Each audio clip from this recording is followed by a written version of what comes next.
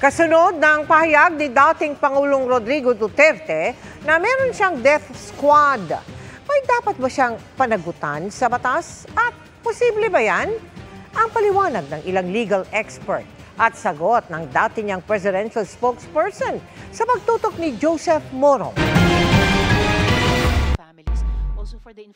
Sa pagharap ni dating Pangulong Rodrigo Duterte sa pagdinig sa Senado, kaugnay na madugong drug war ng kanyang administrasyon, tinukoy niya ang kanya umunong death squad ng alkalde siya ng Davao City. I can make the confession now, if you want. Mr. Chair. Talagang niyayari ko. Meron akong death squad. Bukod dyan, inamin niyang binuyo niya ang mga pulis ng udyukan ang mga sospek para manlaban nang sila ay mapatay. Kanina sinabi niyo na in-encourage niyo ang PNP na i-encourage yung suspect na lumaban. Yes. Para mapatay, para Yes. masabing nanlaban. Correct. Matapos ito, may mga nagbabalak na magsampa ng kasong kriminal laban sa dating Pangulo. Ayon kay Attorney Michael Chu ng UP College of Law at head ng International Criminal Law Program, hindi sapat na ebidensya ang mga pahayag lamang ng Pangulo. Kailangan may tiyak o specific na biktima na may tatali sa sinabi niya. Pwede siyang murder if you can find actually a victim, no, a body, and malilink mo yung body na yun sa death squad na yun. And you can link the death squad to the former president and you can prove that he in fact had constituted the death squad, then yes. Pero ang dami-dami mong kailangang ipakita. Pero sabi ni dating Integrated Bar of the Philippines President Domingo Cayosa, ang PNP mismo ang susi dito. Kasi kung sasabihin nung lieutenant, utos ho nung kapitan, sabi nung kapitan, yung utos na yan, galing kay general. Yung general sabi, galing yan kay presidente, di umabot. You have to connect it to particular killings.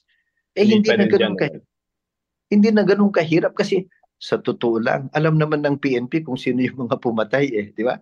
Alam naman ng PNP sa totoo lang sa kanilang record kung legitimate na nanlaban o kaya talagang rub out lang. Kaya kung gusto nila.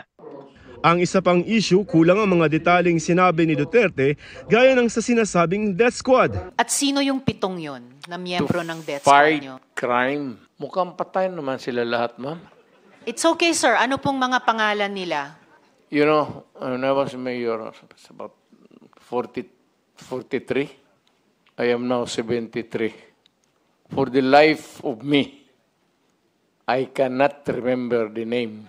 Ibig sabihin din, mahigit 30 taon na ang nakalilipas, lagpas na sa prescription period para sa kasong murder. Halimbawa, ang prescription period ang taning para sa pagsasampa ng kaso sa korte. Pero ayon kay Attorney Chu, prescribed yon kasi 20 years lang yung prescriptive period. Gayunpaman, maaaring sapat raw ito para sa reklamong paglabag sa Republic Act 9851 o lokal na bersyon ng Crimes Against Humanity. Murder pa rin pero hindi siya murder yung offense. Crimes Against Humanity yung crime. Kung babawiin naman ni Duterte ang mga sinabi niya, pwedeng makasuhan siya ng perjury dahil ang mga sinabi niya ginawa under oath o pinanumpaan niya. So ibig sabihin nagsinungaling siya under oath. So that's a different case, perjury. Nag-oath siya So, hindi naman dapat nagjo-joke sa Senate hearing. So, kung press conference yon, posible pang may lusot. Pero ayon sa dating tagapagsalita ng Pangulo na si Attorney Salvador Penelo, wala naman daw inaamin ng Pangulo. Tingnan mo lang yung sabi niya, meron akong death squad.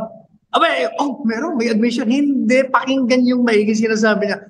Yung mga kriminal nagpapatayan. So, in that sense, meron siyang death squad kasi salit na yung mga pulis ang pumatay sa kanila, sila na mismo nagpapatayan. O kaya kung may death squad ako, yun ang aking death squad. 7 members, mga negosyante daw. That is not my creation. That is the result of them fighting each other. At hindi raw krimen ang pang-uudyok sa mga pulis na buyuin ng mga sospek na manlaban. Even assuming that's true, it's not a crime. Okay. Kailan ba naging crime yung criminal ka? Sabihin ko sa'yo, sige, barilin mo ako para mapatay din kita. Is that a crime? Para sa GMA Integrated News, Joseph Morong, Nakatutok 24 Oras.